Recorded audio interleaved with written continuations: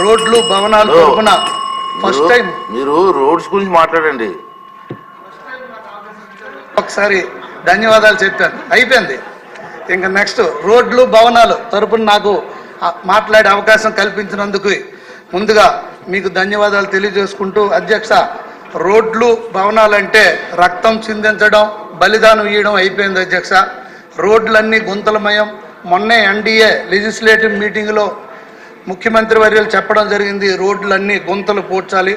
యుద్ధ ప్రాతిపదికన మనం రాష్ట్రం మొత్తం మీద రోడ్లన్నీ గుంతలు ముందుగా పూడ్చాలనేది నా యొక్క అభ్యర్థన. దానికి మంత్రివర్యులు చర్యలు తీసుకున్న చర్యలను వివరించగలరని కోరుకుంటూ, అలాగే రోడ్లే కాదు అధ్యక్ష, రాష్ట్రం మొత్తం మీద శిథిలావస్థలో ఉన్న బ్రిడ్జిలను కూడా పెద్ద ఎత్తున రిపేర్స్ అండ్ రిహాబిలిటేషన్స్ మనం చేయాల్సిన పరిస్థితి ఉంది. ఎక్కడ ఏ రోజు ఏ బ్రిడ్జిలు పడిపోతాయో తెలియని పరిస్థితిలో ఉంది అధ్యక్ష. మన శ్రీకాకుళంలో కూడా 4 నెలల కిందట ఒక బ్రిడ్జ్ పడిపోయిన పరిస్థితి అధ్యక్ష.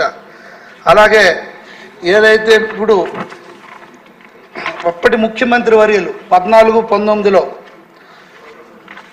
ముందు చూపుతో మన నాయకుడు ఎన్డీబీ బ్యాంక్ ద్వారా, బ్రిక్స్ కంట్రీస్ వారి ఎన్డీబీ బ్యాంక్ ద్వారా ఎన్డీబీ ప్రాజెక్ట్ని 6,200 కోట్లతో జిల్లా హెడ్ క్వార్టర్ టు మండల హెడ్ క్వార్టర్, అలాగే మండల హెడ్ క్వార్టర్ టు ఎగ్జిస్టింగ్ మండల హెడ్ క్వార్టర్ని సింగిల్ లేన్ని డబుల్ లేనింగ్ చేస్తూ రాష్ట్రం మొత్తంలో ఎటువంటి రాజకీయ ప్రమేయం లేకుండా 6 ప్యాకేజీలుగా విడగొట్టి అప్పుడు దానికి డిపిఆర్ల కోసం టెండర్ పిలవడం జరిగింది అధ్యక్ష.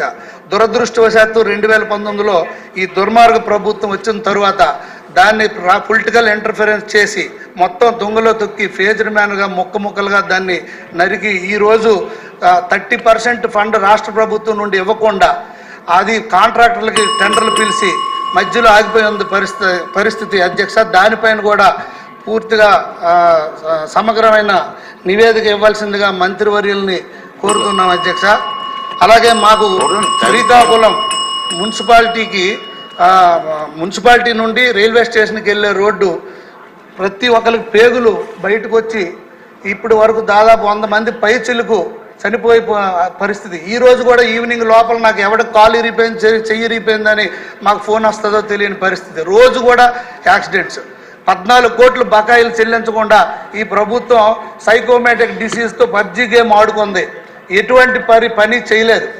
అలాంటి పరిస్థితిలో మా నియోజకవర్గం కొట్టుమిట్టాడుతుంది. ఒక పక్క మాజీ స్పీకర్ వర్యులు, ఒక పక్క అప్పటి రెవెన్యూ మంత్రి వర్యులు ఇద్దరు కూడా ఈ సభలో ఎప్పుడు మన ముఖ్యమంత్రి గారి పైన అలాగే తెలుగుదేశం పార్టీ పైన వ్యంగ్యంగా మాట్లాడడమే తప్పితే కానీ సీరియస్నెస్ ఎప్పుడు తీసుకోలేదు మంత్రి గారు.